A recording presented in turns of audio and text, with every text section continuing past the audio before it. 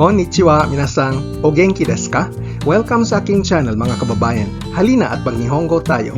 Sa leksyong ito, ating tutukan paano ipapahayag sa Nihongo ang gagawin muli o uulitin ang paggawa upang ayusin ang mali.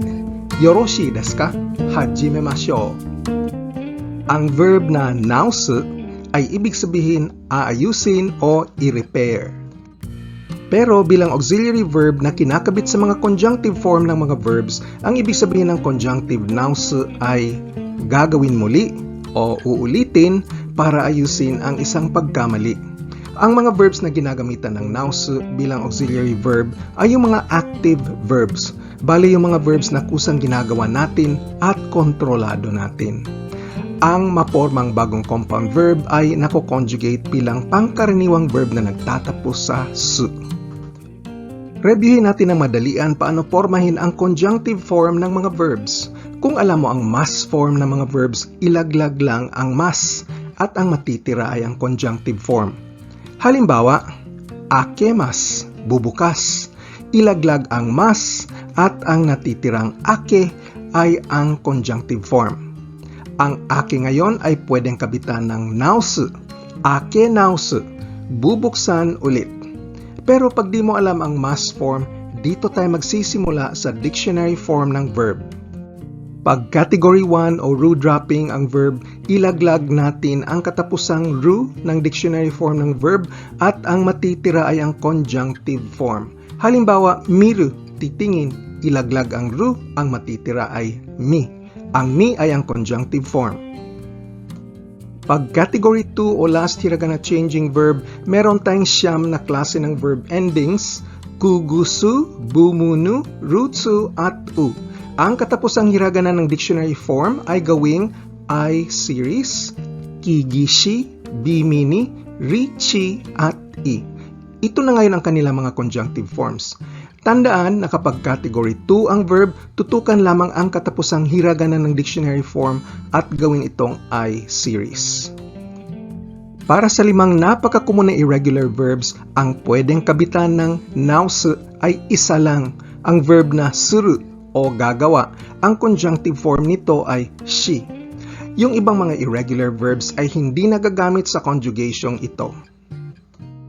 Ngayon, titingin tayo ng mga madaliang ehemplo ng mga verbs na nakukumbina sa naosu. Ang numero na kasunod ng verb ay ang verb category para madali mong maporma ang conjunctive form.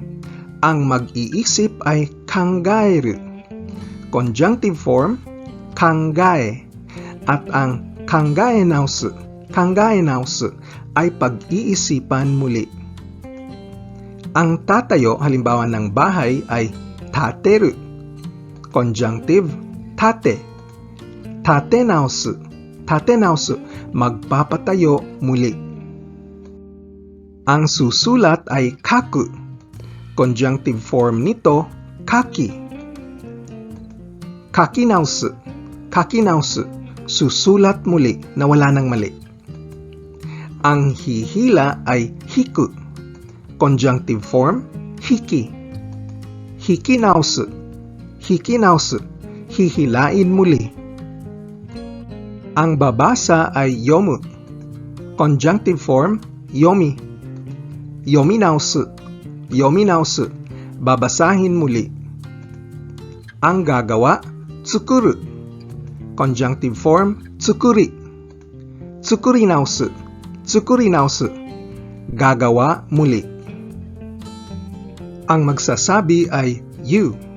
Conjunctive form, i. I naosu, sasabihin muli. Ang gagawa ay suru. Conjunctive form, shi. Shi naosu, gagawin ulit. Ang maghuhugas ay arau. Conjunctive, arai. Arai naosu, huhugasan ulit. Ang mag-aaral ay benkyou suru. Conjunctive form, benkyou shi. Benkyou shi naosu, uulitin ang pag-aaral. Ngayon, titingin tayo ng mga ehemplo gamit ang mga sentences. Gagamitin natin ang mga verbs na tiningnan natin sa mga nakaraang slides. Ang magbabasa ay yomu. Babasahin ulit, yominausu. Ating sentence, mada wakaranai kara yominausu. Mada wakaranai kara yominausu. Dahil hindi ko pa naiintindihan, babasahin ko ulit. Mada wakaranai kara yominausu. Ang susulat ay kaku. Kakinausu. Susulat ulit. Machigai o kanarazu kakinausimasu. Machigai o kanarazu kakinausimasu. Ang mali, siguraduhin isusulat muli. Ayusin ang mali. Machigai o kanarazu kakinausimasu. Ang hihilahin ay hiku. Hikinausu. Hihilahin muli. Slot machine o hikinaushita ga mada dame deshita. Slot machine o hikinaushita ga mada dame deshita. Hinila ko ulit yung slot machine pero wala pa ring swerte. Sa slot machine ito ng casino. Slot machine o hikinaushita ga mada dame deshita. Sa susunod na mga ehemplo, i-conjugate natin ang conjunctive nauso na verb sa mga iba't ibang modalities at conjugations na atin ang pinag-aralan sa mga nakaraang leksyon. Ang uupo ay suwaru. Suwari nausu. Uupo muli o ayusin ang pag-upo. Ating sentence, gyogi warui kara suwari nause. Gyogi warui kara suwari nause. Literal na meaning, dahil bastos, umupo ka muli ng maayos. O sa ibang pagkasabi, dahil bastos, ayusin mo yung pag-upo mo. Palagi itong sinasabi ng mga magulang sa kanilang mga bata. Lalo na sa kulturang Hapon, dapat marunong kang umupo sa sahig, seiza style. Kung saan, yung paa mo nakatiklop sa ilalim ng hita mo. Mahirap yun pag matagal dahil namamatay mga paa mo. Pero yun ang polite. Ang suwari nause ay kinoconjugate din natin sa pagmamando, suwari nause. Ating tinalakay ang pagmamando sa leksyon 41. Gyogi warui kara suwari nause. Ang titingin ay miru.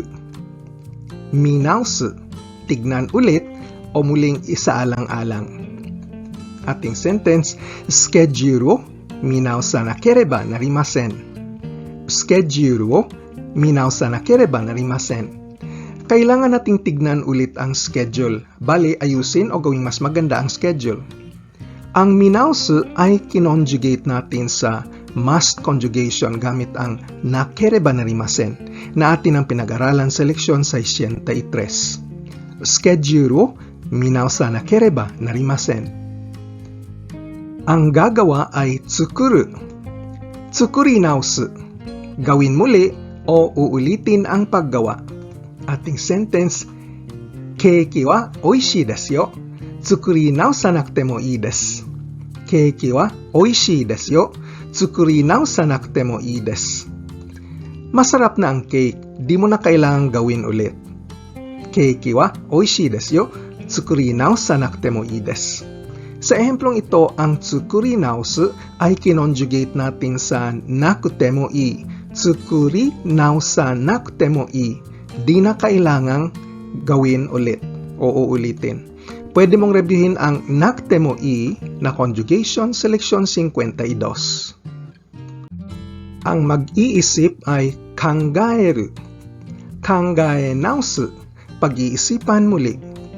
Ating sentence, ryoko ni ikanai no o kangae naushite kudasai. Ryoko ni ikanai no o kangae naushite kudasai. Pag-isipan mo ulit ang hindi mo pagpunta sa biyahe.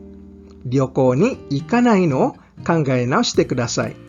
Sa sentence na ito, meron tayong verb clause. Ryoko ni ikanai, hindi pupunta sa biyahe, na nino-nominalize natin gamit ang particle na no. At ang buong clause na yon ay nagiging direct object ng ating sentence.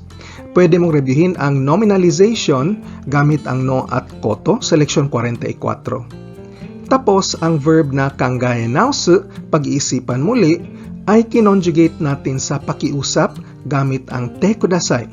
Kangae naushite kudasai. Pag-iisipan niyo po ulit. pwede mong reviewin ang te kudasai conjugation, pakiusap, sa leksyon 39. Ang you ay magsasabi at ang inaosu ay sasabihin ulit. Ating sentence, sore o inaosasete itadakemasen ka? Sore o inaosasete itadakemasen ka? Ang literal na meaning ay, pwede ba akong tumanggap ng action mula sa iyo na papayagan mo kong sasabihin yan ulit? Sa madaling pagkasabi, pwede ko bang ayusin ang nasabi ko kanina at gawing tama? Honorific ang pagkasabi nito, napaka-polite. Sore o inaosasete itadakemasen ka? Marami tayong conjugations na sabay-sabay sa loob ng sentence na ito. Una, ang inaosu, sasabihin muli, ay kinonjugate natin sa causative tense. Inaosaseru, hayaang sabihin muli. Tinalakay natin ang causative conjugation sa leksyon 80. Tapos, kinumbina natin ito sa humble speech. Inaosasete itadaku. Inaosasete itadaku. Tatanggap ako sa action na hayaan akong ayusin ang aking sinabi.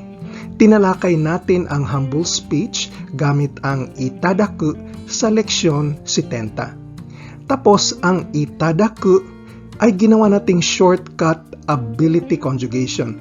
Pwede bang makatanggap? Inaosasete itadakemas. Pwede mong reviewin ang mga shortcut ability conjugation sa leksyon 57. Tapos, ang buong sentence ay ginawang imbitasyon gamit ang masen ka. Inaosasete itadakemasen ka. Pwede mong reviewin paano gumawa ng mga imbitasyon gamit ang masen ka conjugation sa leksyon 34. At ating katapusang ehemplo, ang iinom ay nomu, nominausu, ayusin at uminom muli. Ating sentence, nominau shimashou, kanpai. Nominau shimashou, kanpai. Inom ulit, mabuhay.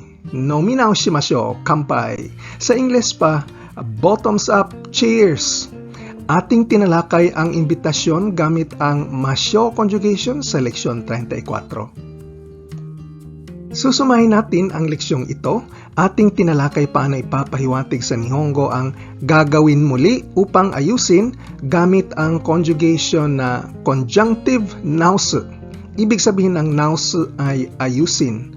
At bilang auxiliary verb, kinakabit ito sa conjunctive form ng mga active verbs upang pumorma ng conjunctive nausu na ibig sabihin gagawin muli upang ayusin ang mali.